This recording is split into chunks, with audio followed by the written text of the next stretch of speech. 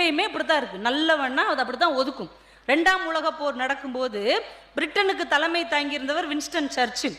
அவர் தான் உலக நாடுகள் எல்லாம் ஒன்று சேர்த்து அந்த வெற்றிக்கே காரணமா இருந்தார். உங்க ரத்தத்தை, உங்கள் கண்ணீரை, உங்கள் வியர்வை எனக்கு கொடுங்கள், வெற்றியை நான் உங்களுக்கு தருகிறேன் என்று அறைக்கூவல் விடுத்த ஒரு மாபெரும் வீரன் வின்ஸ்டன் சர்ச்சில். ஜெயிக்க வச்சுட்டார். பிரிட்டன் ஜெயிச்சிருச்சு. ஜெயிச்ச 1945 ஜெயிச்சிட்டாங்க. அடுத்த வருஷமே அங்கே எலெக்ஷன் நடக்குது, அதிபருக்கான எலெக்ஷன். வின்ஸ்டன் சர்ச்சில் எலெக்ஷன்ல நிற்கிறார், தோத்து போயிட்டார். என்னாச்சு? அவர் தான் அந்த வெற்றியை கொண்டு வந்து சேர்த்தார். ஊரே கொண்டாடிச்சு, நாடே கொண்டாடிச்சு. எலெக்ஷன் வச்சவனே தோத்து போயிட்டார். இது வெளிநாட்டு கதை. இரோம் ஷர்மிளான்னு ஒரு பேர் கேள்விப்பட்டீங்களா? இப்போ அவங்களெல்லாம் மறந்தே போயிட்டோம் பாருங்க.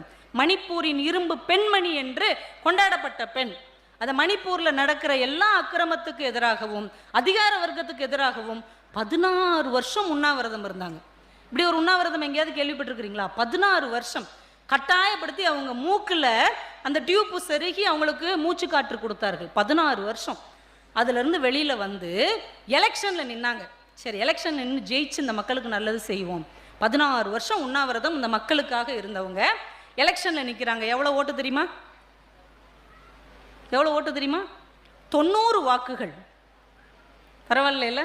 16 வருஷம் எந்த மக்களுக்காக சோறு தண்ணி திங்காம பட்டினி கிடந்துச்சோ அந்த பெண்ணுக்கு கிடைத்த ஓட்டு 90. உனக்கு இதுவே அதிகம் அப்படின்னு நினைச்சிருக்காங்க. அப்ப நல்லது செய்தவர்களுக்கு இந்த மண்ணில் என்ன கிடைக்கிறது? யோசித்து பாருங்கள். அவங்களாவது வெளியூர்காரங்க, வெளி ஸ்டேட்டுக்காரங்க. நம்ம ஊருக்காருக்கு வருவோம். வஉசி அப்படின்னு ஒருத்தர் இருந்தார் தெரியுமா? ஆங்கில ஏகாதிபத்தியத்தை குத்தி பார்த்த வைர ஊசி வஉசி என்று பதிவு செய்கிறார்கள். அவ்வளோ சொத்து எல்லாத்தையும் வித்தாச்சு. லட்ச லட்சமா சம்பாதிக்கக்கூடிய வழக்கறிஞர் பதவி அதையும் விட்டாச்சு. அவ்வளவு சொத்தையும் வித்து ஆங்கிலேயர்களுக்கு எதிராக சுயமா ஒரு சுதேசி கப்பல் விட்டார். கப்பலோட்டிய தமிழன் பேர் வச்சுட்டாங்க. அவரை தூக்கி ஜெயிலில் போட்டாங்க, செக்கு இழுக்க வச்சாங்க.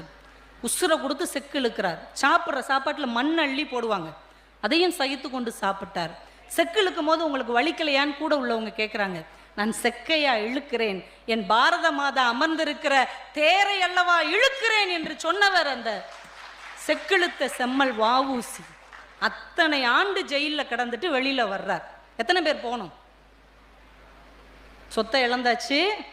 அவர் வாங்கின கப்பலையும் ஆங்கிலேயருக்கே நம்ம வித்துட்டோம். ரொம்ப விவரம் நம்ம. அவர் உள்ள போன உடனே செக்கிழுத்து உடம்பு போடா போச்சு, தொழில் இல்லை, ஒன்றும் இல்லை. ஜெயில இருந்து வெளியில வர்றார். வரவேற்க எத்தனை பேருங்க போகணும்?